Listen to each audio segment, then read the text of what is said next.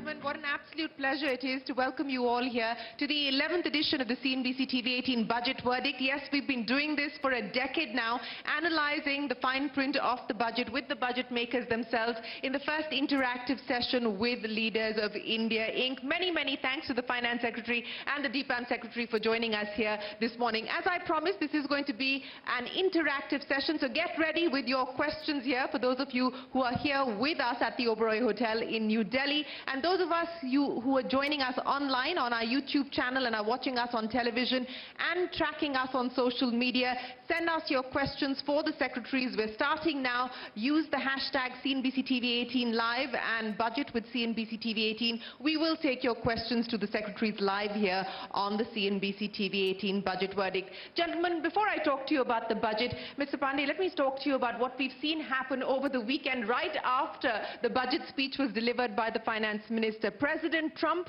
going through with his threats of imposing tariffs on Canada, Mexico and China. The global markets volatile, in fact tumultuous to say the least at this point in time. Commodity markets, currency markets reacting to the comments that have come in from the US and the tariff war escalation. Mr. Pandey, how worried should India be? What would your top concerns be as you see the threats that are playing out today on the trade front? I think we recognize that there are geopolitical headwinds, and I think that was also stated by Finance Minister in her speech. This geo-economic fragmentation has been going on for some time. And when President Trump, when he was campaigning, he had also indicated what he will do if he comes to power. And I think he has gone along with whatever he said. Now the question is that we recognize that if we have escalation of tariff wars, then certainly there will be an impact on global trade and also on global growth. So this is something which we have anticipated it will happen. You've anticipated it will happen, but how prepared are we to take measures, appropriate measures, to either retaliate if they were to impose tariffs on India, or to be able to make good of the current trade war escalation between US, Mexico, China and Canada to start with? These of course threatened Europe as well at this point in time. And linked to this, the question on what we have seen as far as the customs duty streamlining is concerned. Also the cut in CBUs, both two-wheelers and cars and many other products. Are we trying to dangle a carrot, so to speak, amidst this trade war, sir? First of all, I think the FM was asked this question yesterday, and she replied, and that's been reported in the papers. We should not really anticipate something which is not really stated. The kind of thing which you say, you know, tariff against India. This has not been stated. I mean, if the US admin or anybody has not really stated, so why should we really be saying so? So that will be premature and not warranted, because you know these are different grounds on which the tariff is being put in. You know, maybe grounds on immigration, maybe with China on the old disputes regarding, you know, whether China is doing enough to do that and give market access to US. So far as we are concerned, we are a very open economy. If you really look at the US imports into India, most of them are into a very, you know, the tariffs are very low. They're in the range of, you know, up to 10%. They are in 2.5 category, they are 0 category, 0%, 5%, 7.5, 10. Incidentally, if you look at our industrial goods, out of 8,400 odd tariff lines, 6,000 tariff lines are already below 100, close to the ASEAN rates. And these are MFN rates, which are equally applicable to US as well. So therefore, India is not protectionist and neither intends to be protectionist. And therefore, I would say that this is an apprehension which is probably not warranted. The second point you mentioned about, you know, the BCD rate rationalization. Well, if you really, you may please recall July 24 budget, in which Finance Minister had removed 7 rates. Yes. And she had stated very clearly, we will do a comprehensive review of tariff rate structure, and we will go line by line, and we will bring it a reformed structure in 6 months. And that is what has been delivered in this budget. What we have done is, we have looked at our tariff schedule, and we have found that on a large number of items, although our tariff schedule is having a number which is much higher, the applied tariffs are much below that. For the information of your viewers, Yes. I would like to say that there are 3 things. First, there is a tariff rate, which we call it a BC rate in the tariff schedule. In that schedule, you have different rates. Now, that is the maximum rate where we can go, and they are authorized by Parliament. Right. And we take it to the budget and put those things in the schedule. But then we have a notification powers on the which we apply the tariff rate, and we can go up to that rate. And that is what we call effective rate.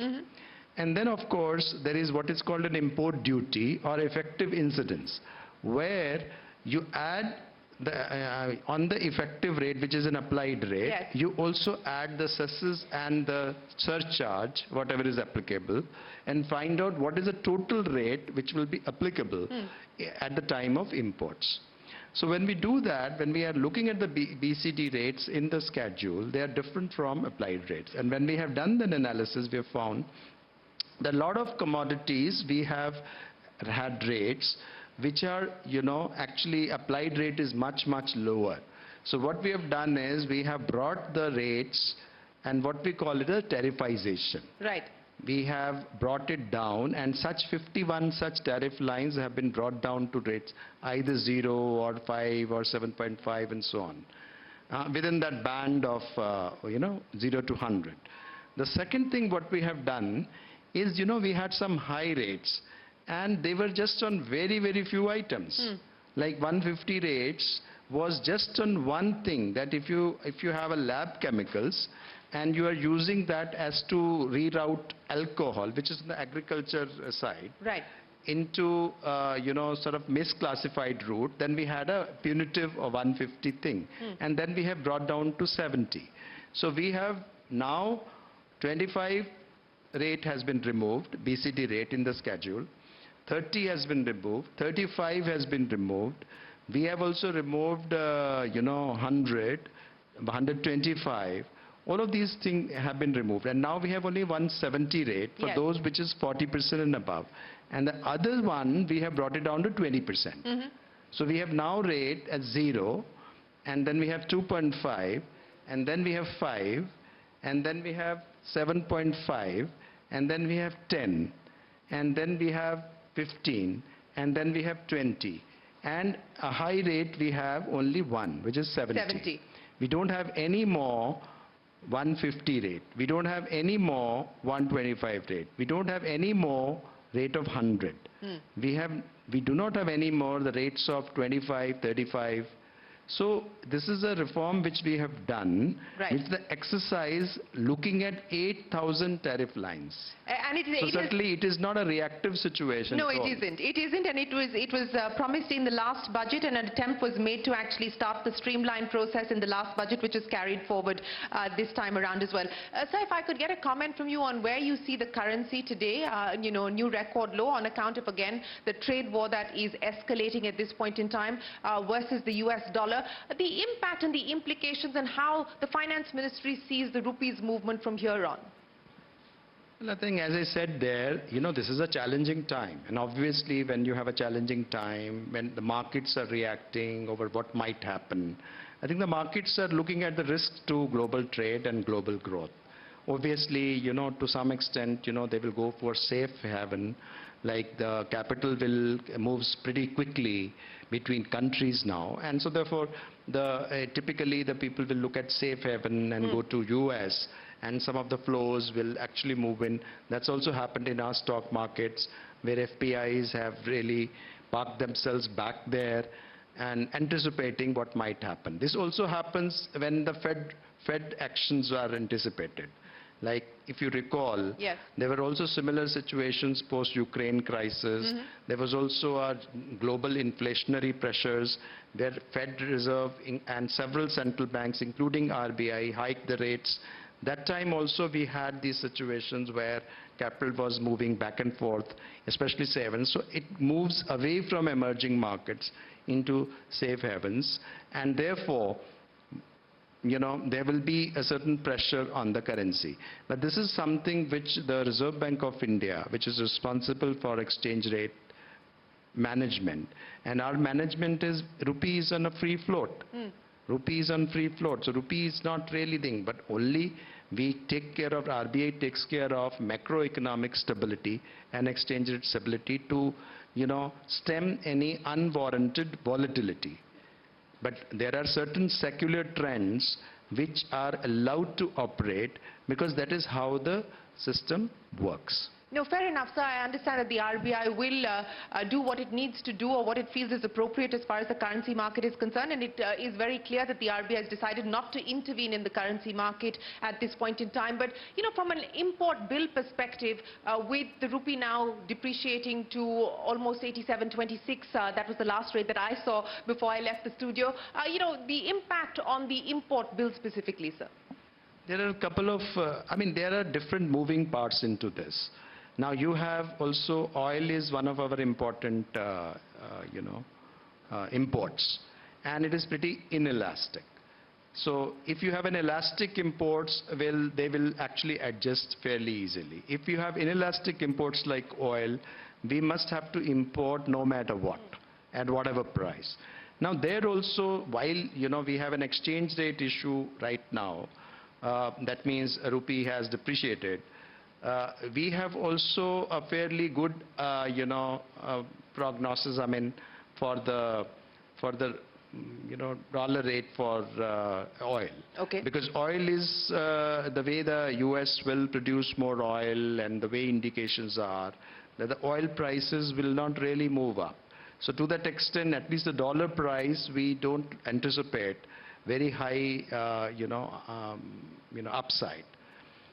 The second thing is that, you also have an impact on imports, exports. In exports also, to that extent of imported inputs, obviously the cost rises. Yeah. But some of those duties are actually given back because exports are exempt from duties. So therefore, there is a drawback where the duty paid are, extra duties are paid, and then they are also refunded drawback.